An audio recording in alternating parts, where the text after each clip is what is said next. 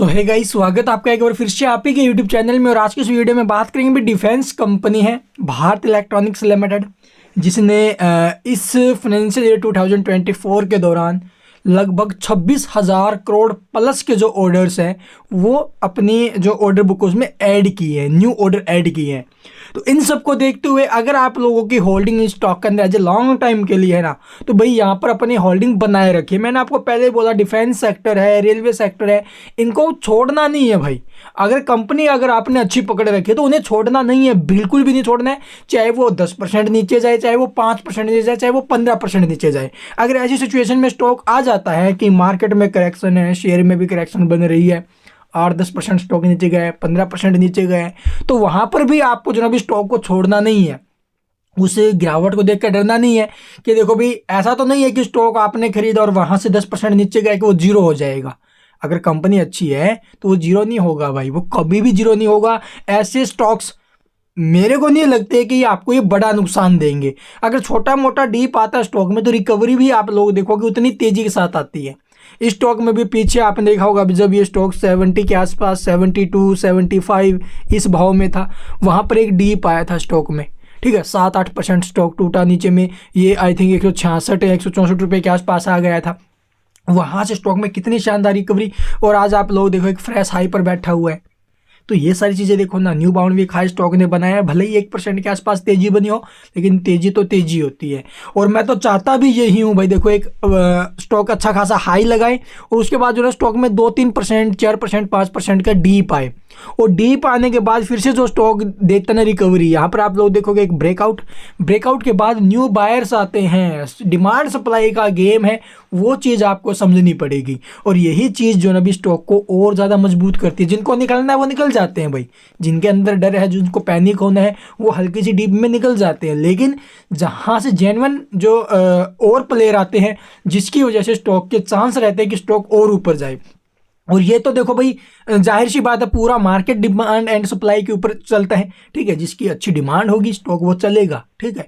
और डिमांड भी किसी होगी, जो कंपनी अच्छी होगी, अच्छा काम कर रही है, बिजनेस अच्छा कर रही है, उन्हीं की डिमांड होगी। ऐसा तो नहीं है भी जो कोई मतलब कह रहा है तो कह रहा है उसमें पैसा लगा दिया, उसमें लगा दिया, वो चलेगा आज नहीं तो कल चलेगा, ऐसा बिल्कुल नहीं है। अच्छी कंपनियों में पैसा लगाइए, पैसा बनने की उम्मीद है। तो यहाँ पर एक कंपनी के रिगार्डिंग खबर आते हुए नजर आई है, उसके बारे में चर्चा करेंगे और साथ में डिस्कस करेंगे आगे के कैसे क्या मोमेंटम स्टॉक के बन सकते हैं। अगर होल्डिंग है, खरीद रखा है, तो पकड़ बनाए रखिए भाई।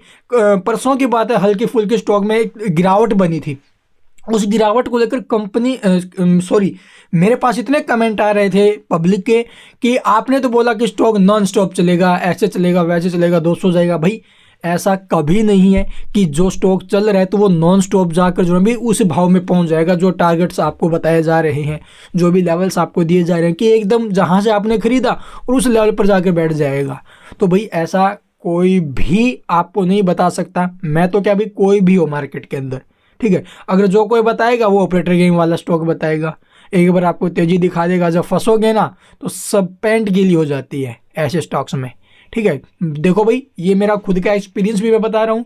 ऐसे स्टॉक्स में शुरुआती टाइम में मैं भी बहुत बार फंसा हूँ, ऐसी बात नहीं है कि मैं नहीं फंसा हूँ तभी मैं एक्सपीरियंस बता रहा हूँ। ऐसे स्टॉक्स में कई बार तो ऐसा लग जाता है कि एक महीने नहीं निकल पाते भाई स्टॉक से, ठीक है। कैपिटल आधे से भी ज़्यादा चला जाता है, 60-60, 70% का लॉस हो जाता है। तो इसीलिए ऐसे स्टॉक से बचना चाहिए जिनमें भी देखो भाई हाँ अच्छा मोमेंटम स्टॉक में बन रहे हैं, अच्छी कंपनी है, तो उनके अंदर पैसा लगाइए जहाँ पर कुछ बनने की तो उम्मीद है।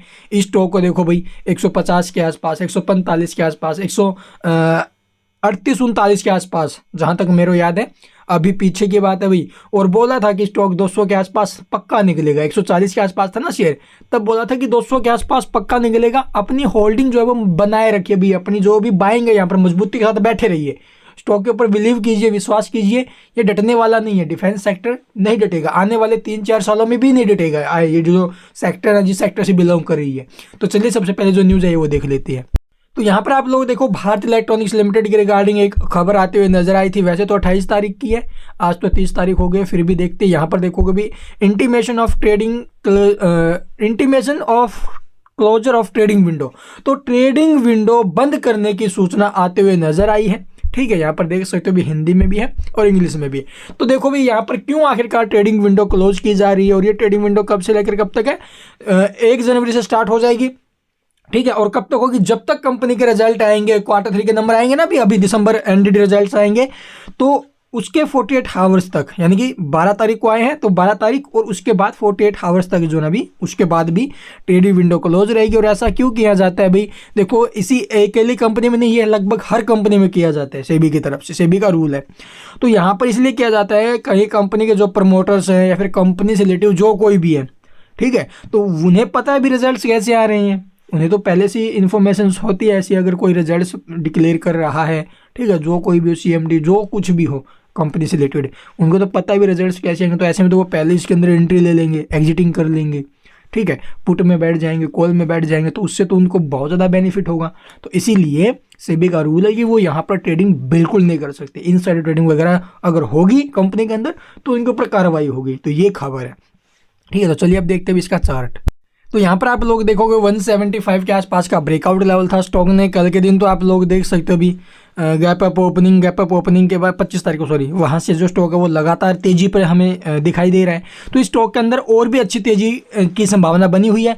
अगर आप लोगों के एक छोटे निवेशों को आपको ज़्यादा रिस्क नहीं लेना है तो 175 का नीचे में सपोर्ट पकड़ सकते हो, ठीक है। उसके पहले अगर बात करें तो 178 रुपये का सपोर्ट है, जो इसका 50 EMA भी है, 100 में 172 के आसपास है। देखो भाई इस स्टॉक के अंदर आई थिंक आपको जो ना अभी लॉन्ग टर्म के लिए चलना चाहिए। अगर लॉन्ग टर्म के लिए नहीं चल रहे हो ना, तो पहले जनवरी, फरवरी और मार्च, पहले 3 महीने जरूर स्टॉक में अपनी होल्डिंग बनाइए, और यहाँ पर देखोगे किस प्रकार से रिटर्न मिलता है। तो चांस यहाँ से जो नेक्स्ट स्टेज के टारगेट के हैं वो 225 के हैं, ठीक है, 225 रुपये तक के मूव आने की संभावना है, और आहिस्ता आहिस्ता स्टॉक आपको ये मूवमेंट दिखाएगा। अगर हल्की फुल्की फॉल स्टॉक में बनती है 5-10% के आसपास, तो उसको लेकर परेशान नहीं होना है। नीचे के भाव में आए तो थोड़ा बहुत ऐड करने के बारे में सोचना, और उसके बाद आप लोग देखो स्टॉक किस प्रकार से जो ना भी रिकवरी लेता है। आई होप आपके सारे डाउट जो ना भी स्टॉक को लेकर दूर हुए होंगे। फिर भी कुछ भी पूछना हो कमेंट में पूछ सकते हो। चैनल को सब्सक्राइब नहीं किया तो सब्सक्राइब करना मत भूलना, ताकि इसके रिगार्डिंग कोई न्यूज़ वगैरह है वो आपसे मिस ना हो। Thank you for watching the video.